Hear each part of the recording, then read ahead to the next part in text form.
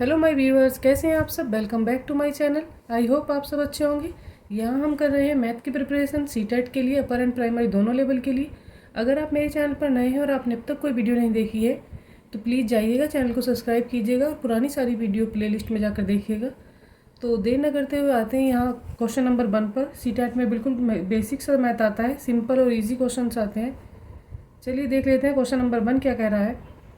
अंकित 400 metre लंबे एक वृत्ताकार पथ पर दौड़ लगाता है। वह उसके प्रतिदिन 3 चक्कर लगाता है। कोई एक पथ है वृत्ताकार और अंकित क्या कर रहा है, और जो इसकी लंबाई है वह कितनी है, ये हो गया 400 मीटर। और वह इसके कितने चक्कर लगा रहा है प्रतिदिन, कितने, 3 चक्कर वह प्रतिदिन लगाता है, 3 चक्कर। और यहाँ पर बात हो रही है एक सप्ताह में उस पथ पर कितनी दूरी तय करेगा, तो एक सप्ताह की बात हो रही है। चलिए देख लेते हैं सबसे पहले क्या दिया है। आंसर केएम में पूछा है, अर्थात किलोमीटर में बताना है, और क्वेश्चन में दिया है मीटर। तो पहले तो देख लेते हैं कि 1 किलोमीटर बराबर क्या होता है।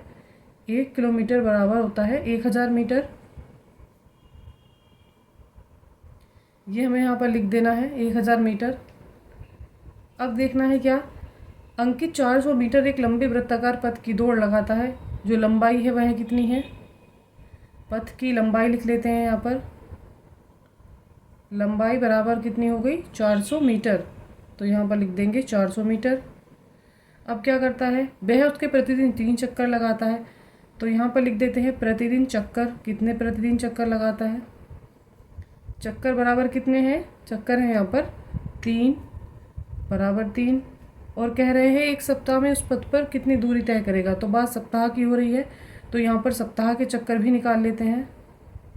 सप्ताह के चक्कर बराबर कितने हो जाएंगे,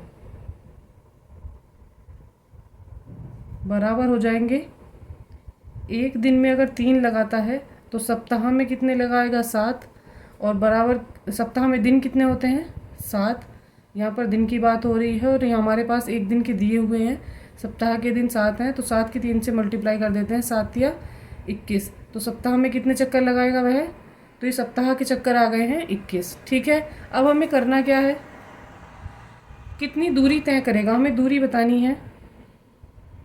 दूरी बराबर क्या हो जाएगा, सप्ताह की जो चक्कर हैं वो, और जो यहाँ पर दी हुई है दूरी वो। तो एक वृत्ताकार पथ है तो उसकी दूरी कितनी है, बराबर यहाँ पर लिख लेते हैं कुल दूरी बराबर है 400। और सप्ताह के हिसाब से अगर काउंट करें पूरे सप्ताह के लिए तो 21 से हम क्या कर देंगे, इसकी मल्टीप्लाई कर देंगे। चलिए मल्टीप्लाई करते हैं, 2 जीरो हैं, इनको ऐसा का ऐसा ही यहाँ पर लिख देना है। अब 4 की मल्टीप्लाई 1 से करेंगे, 4 1 4 हो जाएगा और 4 दूनी हो जाएगा 8। हमारे पास जो आ गई है वो कितने आ गई है, 8400 मीटर में आई है ये। और हमें इसको क्या करना है, आंसर देना है किलोमीटर में। तो किलोमीटर से मीटर में चेंज करते हैं। क्वेश्चन आपका क्लियर हो गया। आते हैं नेक्स्ट क्वेश्चन पर। क्वेश्चन नंबर है 2।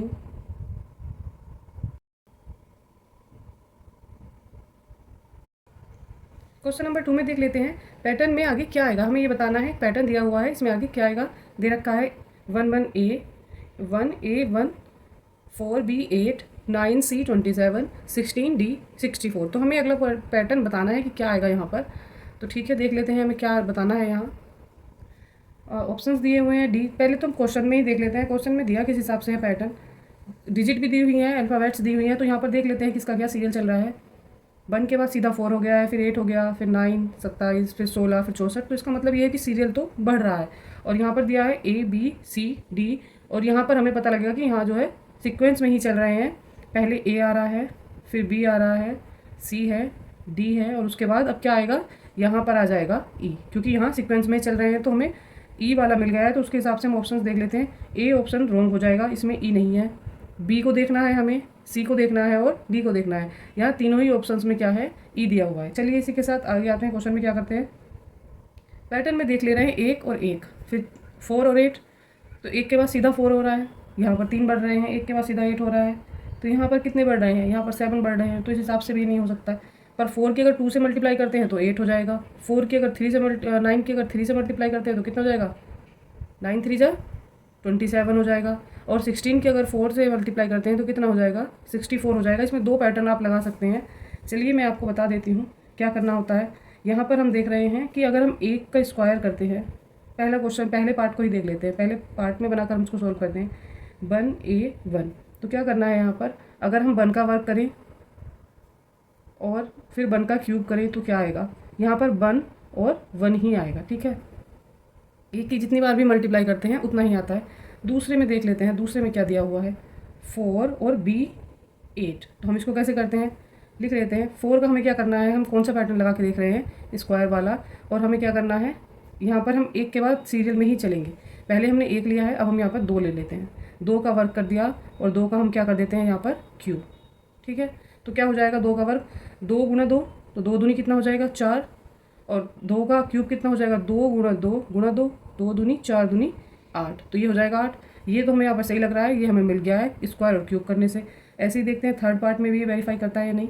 यहाँ पर दिया है 9 c और 27, तो इसको भी कर लेते हैं ऐसे ही। अब पहले 1 था, 2 आया, अब यहाँ पर हम क्या लेंगे, 3 लेंगे, और हमें पहले क्या करना होता है स्क्वायर, और दूसरे 3 पर हम क्या करेंगे क्यूब। चलिए 3 का स्क्वायर कितना हो जाएगा, 3 गुना 3, 3 3 9 हो जाएगा, और 3 यहाँ पर 3 का क्यूब दिया हुआ है तो क्या हो जाएगा 3 गुना 3 गुना 3, 3 3 9 3 27। तो ये जो है यहाँ पर भी वेरीफाई करता है।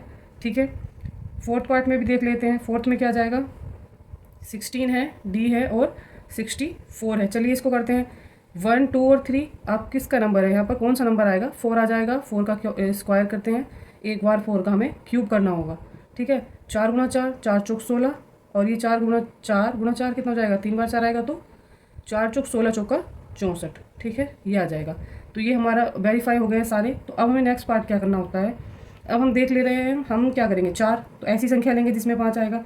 तो यहाँ पर हम लेंगे ऐसी संख्या जिसमें बीच में तो ई होगा, और ये आगे और जो पीछे नंबर आएगा वो हमें बताना है।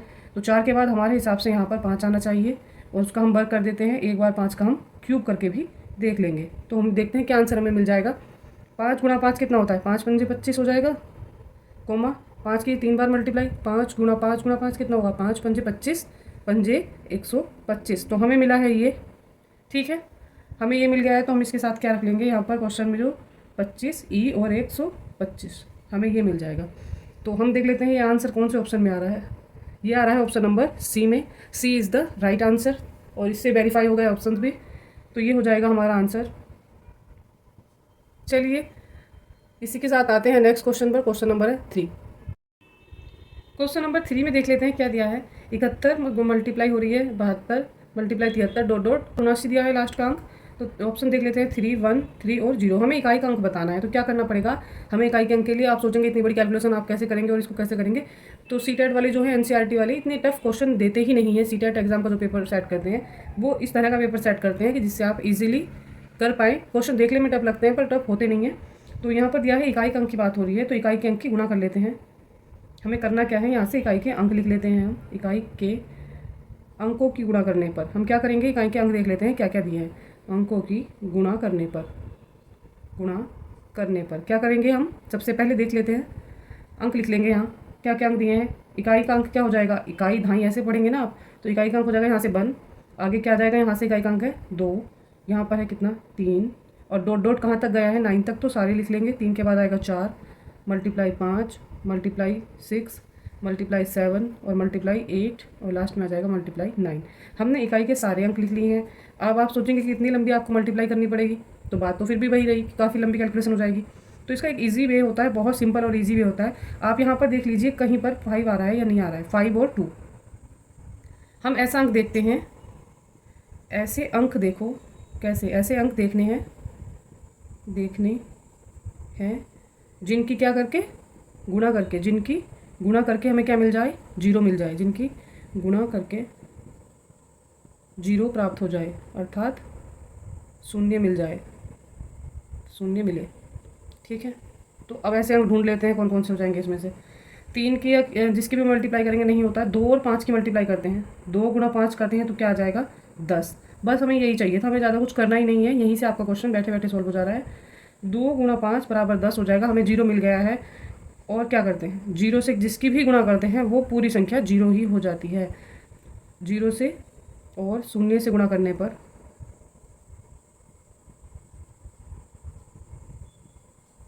क्या हो जाएगा,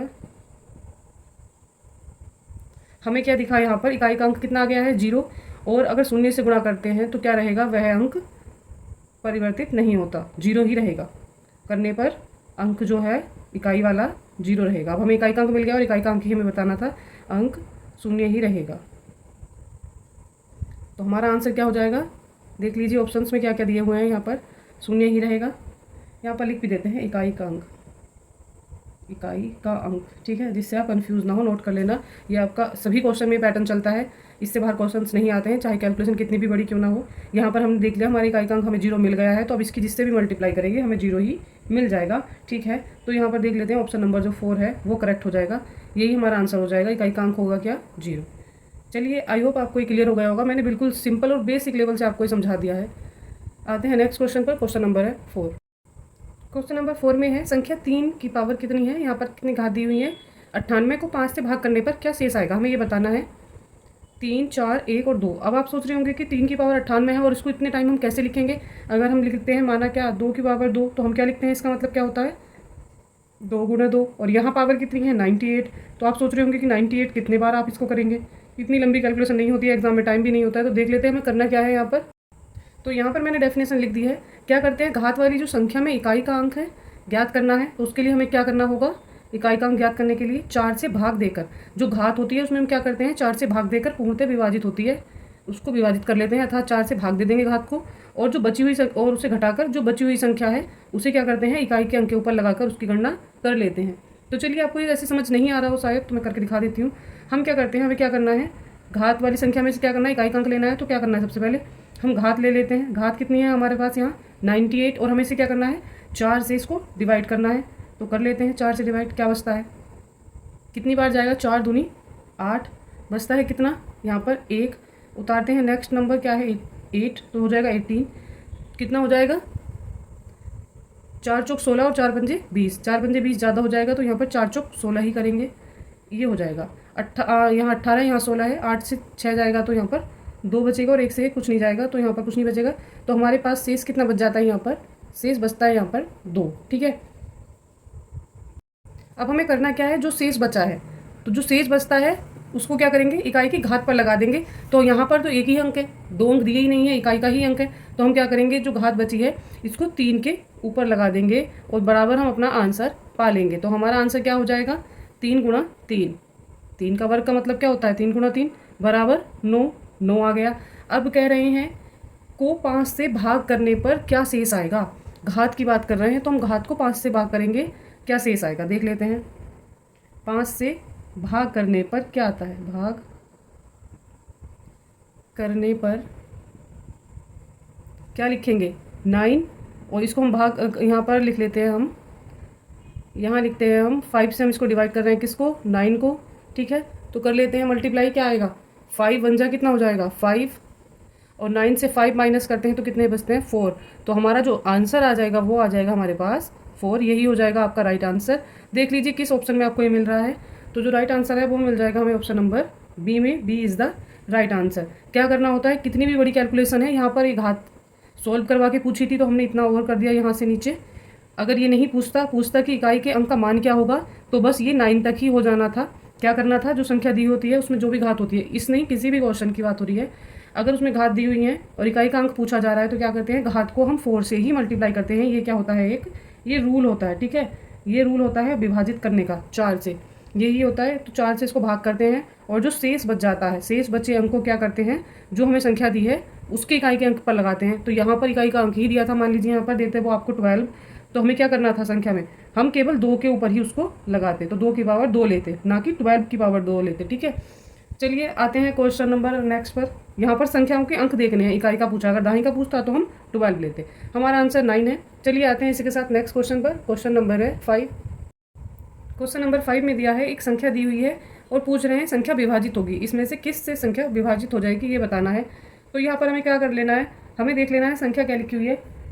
यहाँ पर दिए हैं ऑप्शन से ही चेक करना है, 2 4 3 और 6। तो यहाँ पर क्या है, यहाँ पर क्या दिया हुआ है, 2 4 6 और क्या दिया है, एक ऑप्शन में दिया है हमें 3। तो मैंने इनको एक साथ इसलिए लिखा है क्योंकि यहाँ पर 2 4 और 6 जो है क्या है, ये एक सम संख्या है, और जब भी सम संख्या से हम किसी को डिवाइड करते हैं तो वो संख्या जो है क्या है, क्वेश्चन में होनी चाहिए, जो संख्या दी है उसके अंत में कोई सम संख्या होनी चाहिए। ठीक है, तो अंत में कोई सम संख्या नहीं है। क्या कैसा होना चाहिए? अंत में होनी चाहिए, सम संख्या होनी चाहिए। ठीक है, तभी तो ये 2 4 6 से डिवाइड हो जाएगा। सम संख्या का डिवाइड होने का क्या रूल होता है कि अंत में कोई सम संख्या हो तो ही संख्या जो है सम संख्याओं से डिवाइड होती है। तो यहाँ पर देख लीजिए हमने क्या है, इकाई का अंक देख लिया, यहाँ पर 1 है तो ये एक सम संख्या नहीं है, अभाज्य है, विषम संख्या है। यहाँ 2 4 6 से ये नहीं कटेगी। अब हमारे पास क्या बच जाता है, यहाँ से तीनों ऑप्शन जो है ये कैंसिल हो जाएंगे, कैंसिल आउट हो जाते हैं, क्योंकि यहाँ पर सम संख्या नहीं है तो क्वेश्चन नहीं हो पाएगा इनसे। अब देख लेते हैं 3 से कैसे होगा, 3 से कैसे वेरीफाई होता है वो देख लेना हमें। संख्या देखते हैं क्या है, तो 3 से विभाजित होने का क्या रूल होता है।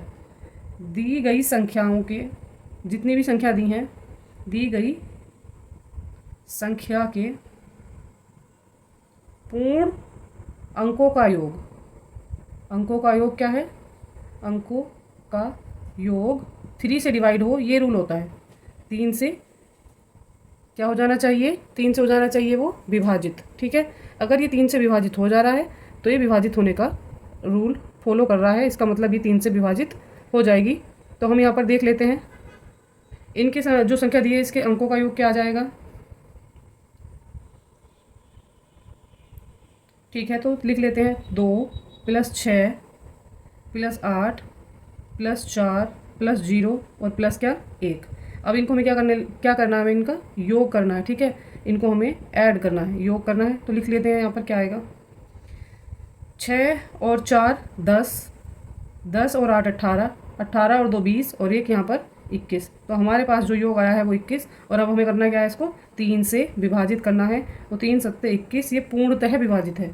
क्या है ये, पूर्णतः विभाजित हो गई है। तो क्या हो जाएगा आंसर, विभाजित है। तो आंसर जो हो जाएगा, ये संख्या जो है 3 से विभाजित होगी ही होगी। अगर इन संख्याओं के योग, जो अंकों का योग है वो पूर्णतः विभाजित है, तो संख्या भी इनसे विभाजित हो जाएगी। यही हो जाएगा हमारा आंसर। इतनी लंबी कैलकुलेशन वगैरह हमें नहीं देखनी होती है, एग्जाम में इतना टाइम नहीं होता है, इसलिए इसी तरह की शॉर्ट ट्रिक लगा के क्वेश्चन को करते हैं। सीटेट के एग्जाम में ज़्यादा टफ क्वेश्चन नहीं आते हैं, पर प्राइमरी दोनों लेवल के लिए मैं करवा रही हूँ। सेम क्वेश्चन बनते हैं हर बार, यहाँ से इस टॉपिक से क्वेश्चन बनते हैं। चलिए आते हैं नेक्स्ट क्वेश्चन पर। क्वेश्चन नंबर हो जाएगा यहाँ पर हमारा 6। क्वेश्चन नंबर 6 में देख लेते हैं क्या दिया है। 637 × 637 - 2 × 637 × 252 + 252 × 252 का मान क्या होगा। हमें इसका मान बताना है, अर्थात इनके हमें कैलकुलेशन करनी है। और आंसर कहाँ तक कैलकुलेट करना है, स्क्वायर तक जब आ जाएगा तो हमें वहीं उसको रोक देना है। ठीक है, ज़्यादा लंबी कैलकुलेशन पूर्ण नहीं करनी है, तो यहाँ तक हमें रोकना है, हमें ये देखना है। चलिए हम करना क्या चाहते हैं इस क्वेश्चन में, सॉल्यूशन कर लेते हैं। इसका क्या सॉल्यूशन हो जाएगा। अब इतना बड़ा सवाल है, आप देखकर कंफ्यूज हो जाएंगे कि इसको हम कैसे मल्टीप्लाई करेंगे, कैसे इतने गुना भाग करेंगे। तो करना कुछ नहीं है, हम क्या करते हैं देख लेते हैं। यहाँ पर 637 × 637, अर्थात हम क्या करते हैं इसमें कुछ मान लेते हैं। तो हम 637 बराबर क्या मान लेंगे, 637 बराबर हम कुछ मान लेते हैं, माना a। ठीक है, यहाँ माना गया है। और अब लेते हैं हम क्या, अब दूसरी संख्या में क्या देख रहे हैं, 252 और 252 दो ही संख्या है। एक 637 की 2 बार गुणा हो रही है और 252 की हो रही है। तो 252 बराबर हम मान लेंगे क्या, बराबर b। अब जिस फॉर्म में दिया है हमें इसमें ही इनको पुट कर लेना है वैल्यू को, जो हमने वैल्यू यहाँ पर मानी है a की और b की। ठीक है, इनकी जगह पर क्या रखते हैं, मान रखने पर। ठीक है, क्या करते हैं, माना है हमने और मान रखने पर क्या करेंगे, दी गई समीकरण में। चलिए मान रख कर देख लेते हैं, रखने पर होता क्या है। यहाँ पर 637 की जगह हमें रखना है a, तो a गुणा फिर क्या आ जाएगा यहाँ पर a, फिर क्या है माइनस का चिन्ह तो लगा देते हैं, फिर है क्या 2 और गुणा, तो 637 है उसकी जगह रखेंगे a, फिर गुणा उसकी जगह क्या रखेंगे 252 की, यहाँ पर b आ जाएगा। फिर से देखते हैं प्लस का साइन, फिर 252 की जगह पर आएगा b गुणा, फिर 252 है उसकी जगह आ जाएगा b। हमें कुछ इस फॉर्म में ये मिल गया। ठीक है, कर लेते हैं a गुणा a क्या हो जाएगा a² माइनस 2a और गुणा b, तो क्या हो जाएगा 2ab। इनको गुणा में लिख देते हैं ऐसे करके, प्लस b गुणा b क्या हो जाता है b², ये हो जाएगा b²। अब हमें करना क्या है इसमें, ये हमें कुछ दिखा हुआ लग रहा है, ये बीजगणित का एक क्या होता है फॉर्मूला होता है। तो ये क्या फॉर्मूला हो जाएगा, ये सूत्र होता है एक, यहाँ पर ये लिखा हुआ है। तो ये किसका सूत्र होता है, बराबर इसका हो जाएगा a - b का होल स्क्वायर। जब हम खोलते हैं तो वो हमें इस फॉर्म में मिलता है। ठीक है, इस फॉर्म में मिल जाता है। तो हमें क्या करना है, बस अपनी वैल्यू को यहाँ पर रखना है। तो यहाँ पर a माइनस b है, तो हमें क्या करना है, a की वैल्यू रखनी है 637 और माइनस इसमें मान रखने पर। ठीक है, b की वैल्यू क्या है यहाँ पर 252, लिख देते हैं 252 और क्या करना है इसका स्क्वायर। चलिए करते हैं इसको, पहले माइनस कर लेते हैं, 7 से 2 माइनस करते हैं तो क्या आ जाता है 5। यहाँ 3 है, 3 से 5 माइनस नहीं होगा, यहाँ पर कैरी ले लेते हैं 13, 13 से 5 जाता है तो कितना बच जाएगा 8। ठीक है, यहाँ से हमने 6 से कैरी लिया था तो अब यहाँ पर 5 ही रह गया है और यहाँ पर है 2, 5 से 2 जाएंगे तो यहाँ पर आएगा 3। ठीक है, तो यहाँ पर क्या जाता है 358 और ब्रैकेट के बाहर क्या लगा हुआ है स्क्वायर, तो वो लगा देते हैं। अगर यहाँ से आगे कैलकुलेशन मांगते तो इन दोनों की मल्टीप्लाई करके कर देते। तो इतना तो जो क्वेश्चन पेपर सेट करते हैं उनको भी पता होता है कि इतनी कैलकुलेशन का टाइम नहीं होता है, तो इसलिए उसी टाइप के आंसर्स देते हैं और इजी पेपर बनाते हैं। तो यहाँ पर जो सबसे सुटेबल है वो हो जाएगा हमारा ऑप्शन नंबर डी करेक्ट, और ये आ गया है answer. Option number D is the right answer. I hope आपको क्लियर हो गया होगा, बिल्कुल बेसिक लेवल से करवा रही हूँ। चलिए आते हैं क्वेश्चन नंबर 7 पर। इससे टफ क्वेश्चन नहीं आते, ऐसे ही क्वेश्चन आते हैं सेम पेपर में। क्वेश्चन नंबर 7 में देख लेते हैं। 5290 प्लस 17986 का आकलन कीजिए। इसका आकलन पूछ रहा है, अर्थात सन्निकट वैल्यू हमें इसकी बतानी है। तो सन्निकटन वैल्यू निकालने के लिए क्या करना होता है देख लेते हैं। सबसे पहले क्या रूल होता है, अप्रोक्सीमेशन टिल थाउजेंड्स। तो हमें देखना है कि थाउजेंड्स के सन्निकटन हमें पूछा जा रहा है इसमें। तो क्या होता है, अगर 1 से 499 तक की क्या होती है संख्या होती है, तो वे कहाँ होती हैं 500 के अधिक निकट होती हैं। ठीक है, अगर 501 से 999 तक संख्या होती है तो वो 1000 के अधिक निकट होती हैं। और हमें क्वेश्चन में इसका सन्निकटन बताना है, तो क्या करना है 5290। तो इसका सन्निकटन क्या हो जाएगा, यहाँ पर संख्या देख लेते हैं 290। ठीक है, तो 290 500 के अंडर अंडर रह रही है, 500 से कम है, तो हम इसको क्या मान लेते हैं, जो संख्या हमारे पास दी हुई है जो है वही रह जाएगी, ये हो जाएगी 5000। ठीक है, ये चेंज नहीं होगा, इसमें कोई बदलाव नहीं किया जाएगा। अगर 500 से ऊपर होती तो इसमें 1000 का चेंज हो जाता। ठीक है, अभी दूसरी संख्या देख लेते हैं 17986। ठीक है, तो इसमें क्या है, जो दी हुई है तीनों अंकों की संख्या, तो इसमें क्या है 501 से 999 तक हमें ये देखना है, और यहाँ पर है 986, तो ये चेंज हो जाएगा। ये चेंज होकर कहाँ जाएगा, इसका जो सन्निकटन वैल्यू आ जाएगी वो आ जाएगी कितनी, सन्निकट वैल्यू क्या होगी इसकी 17000। तो यहाँ पर क्या हो जाएगा, 1000 के अधिक निकट है तो ये हो जाएगा 18000, क्योंकि 900 के बाद तो 1000 आ जाता है अगली वैल्यू, तो यहाँ पर 17 है तो 18 हो जाएगा, 18000। ठीक है, हमें बस यही देखना था। और ये पूछ रहे हैं इसका आकलन करना है, इसको हमें ऐड करना है। तो हमें इसको ऐड करने के लिए क्या करना पड़ेगा, लिख लेते हैं इसको 18000 और यहाँ पर कितना है 5000। ठीक है, इसको ऐड कर देते हैं, जीरो में जीरो ऐड करते हैं, जीरो फिर से जीरो आएगा, फिर जीरो आएगा, 8 और 5 13 का 3 आ जाएगा, कैरी 1 हो जाएगा, 1 और 1 हो जाएंगे 2। तो जो हमारा आंसर आ जाएगा वो इस क्वेश्चन में क्या आ जाएगा 23000 के अप्रोक्स वाला आ जाएगा। जो इसका आकलन है वो होगा 23000। तो ऑप्शन नंबर है A correct, option number A correct हो जाएगा, इसका इज़ द राइट आंसर। आप इसको ऐसे भी कर सकते हैं और इसको आप इजीली वे में भी कर सकते हैं। इसकी दूसरी विधि भी चलिए आपको बता ही देती हूँ। दूसरी विधि क्या हो जाएगी इसकी, इतना अलग अलग नहीं लिखेंगे तो डायरेक्ट इनको ऐड कर लेते हैं। वैल्यू दी हुई है 17986 और इसमें ऐड क्या कर लेना है हमें 5290।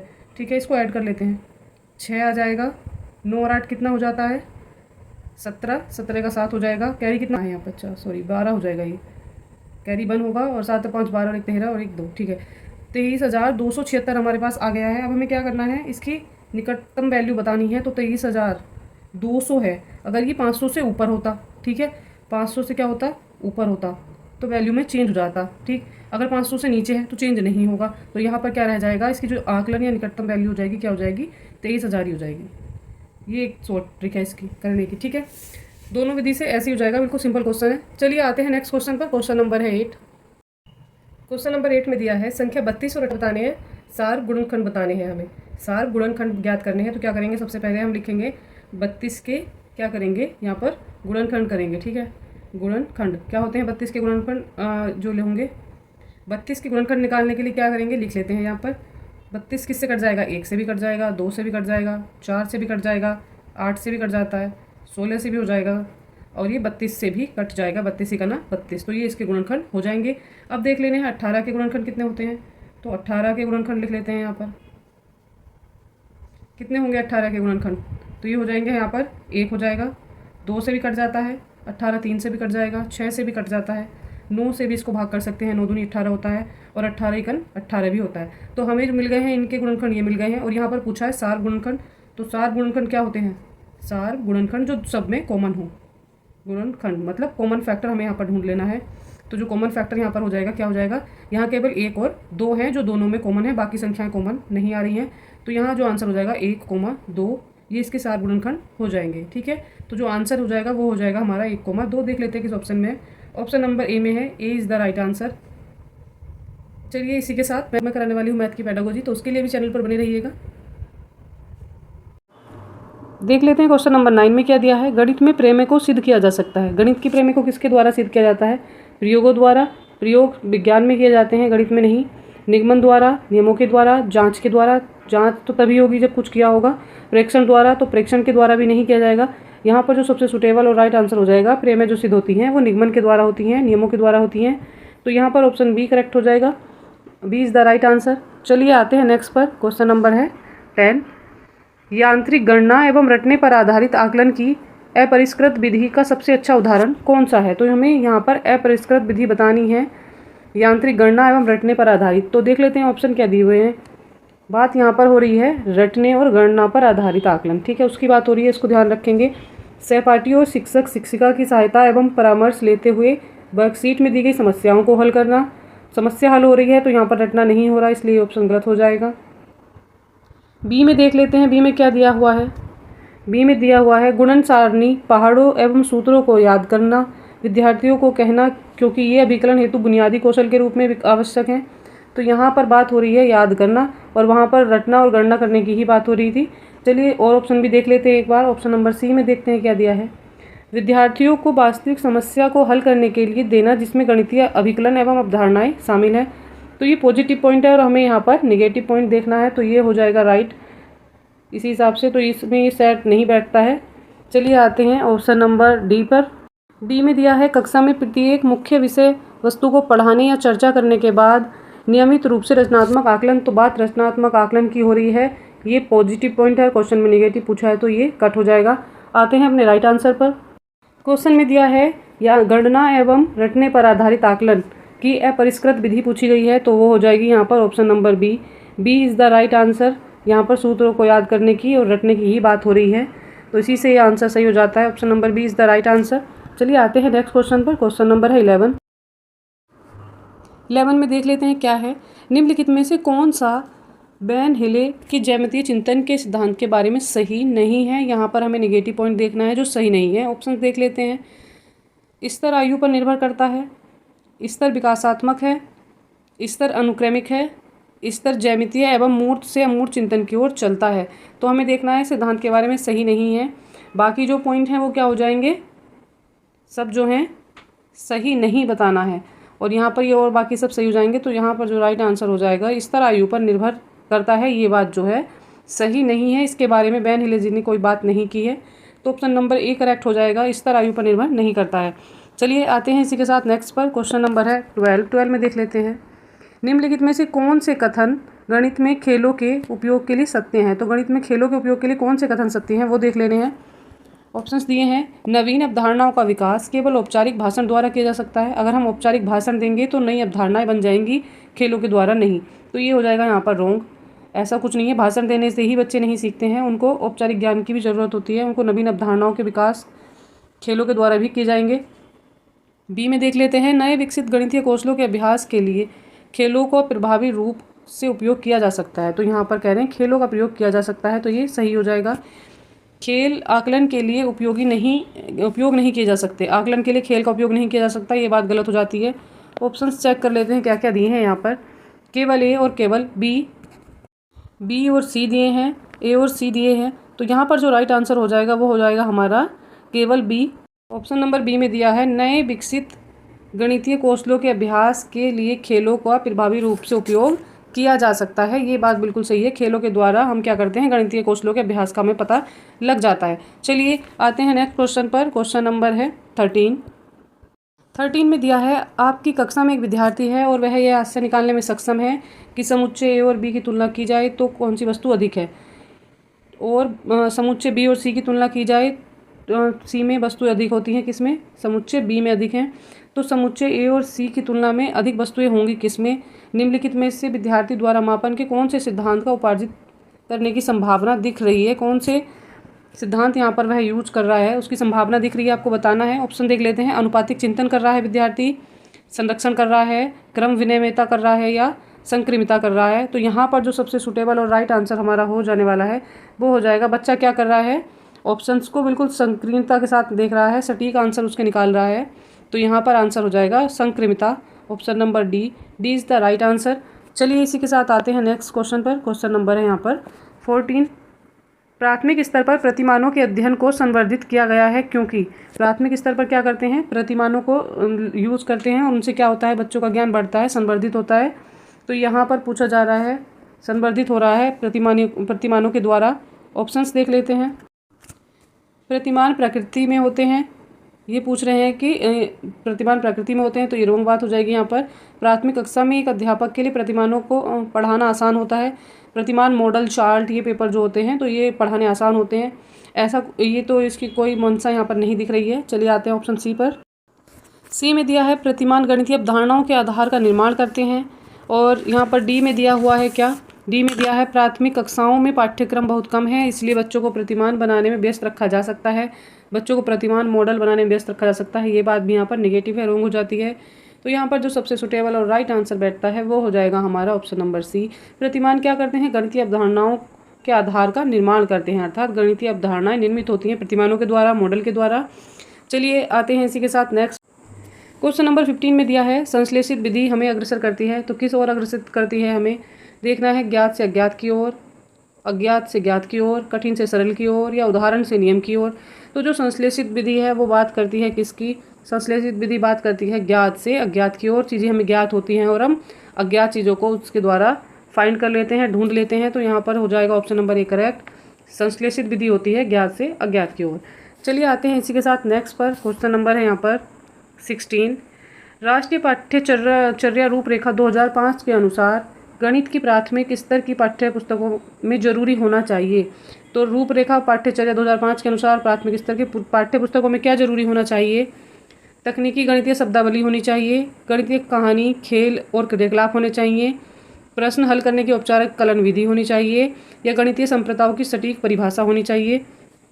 यहाँ पर जो सबसे राइट और सुटेबल आंसर हो जाएगा वो आपको दिख गया होगा, आई होप आपने फाइंड कर लिया होगा। तो यहाँ पर जो सबसे राइट आंसर है वो हो जाएगा ऑप्शन नंबर बी, गणितीय कहानियाँ हों, खेल हों और क्रियाकलाप हों। बच्चे खेल खेलेंगे गणित के द्वारा, जैसे मान लीजिए उनको फल दे दिए और उनमें काउंट करने के लिए बोलेंगे कि सभी फलों को काउंट करके अलग अलग वर्गीकृत कीजिए, अलग अलग श्रेणी में रखिए कि आम के कितने फल हैं उनको गिनिए और लिखिए, सेब कितने हैं उनको गिनिए और लिखिए। तो इस तरह खेलों के द्वारा जो क्रियाकलाप बच्चे करेंगे उससे बच्चे अच्छे से सीखेंगे। प्राथमिक स्तर की बात हो रही है। चलिए इसी के साथ यहाँ पर ऑप्शन नंबर बी करेक्ट हो जाएगा। और इसी के साथ आज की क्लास होती है कंप्लीट। यहाँ पर हम करवा रहे थे सीटेट के लिए मैथ की प्रिपरेशन, अपर एंड प्राइमरी दोनों लेवल के लिए। यहाँ पर मैं करवाती हूँ मैथ के क्वेश्चन और साथ में पेडागोजी भी। अदर सब्जेक्ट्स मैं करवाती हूँ अपने चैनल पर, EVS, मैथ, हिंदी, इंग्लिश, और जो पेडागोजी होती है वो भी मैं करवा रही हूँ।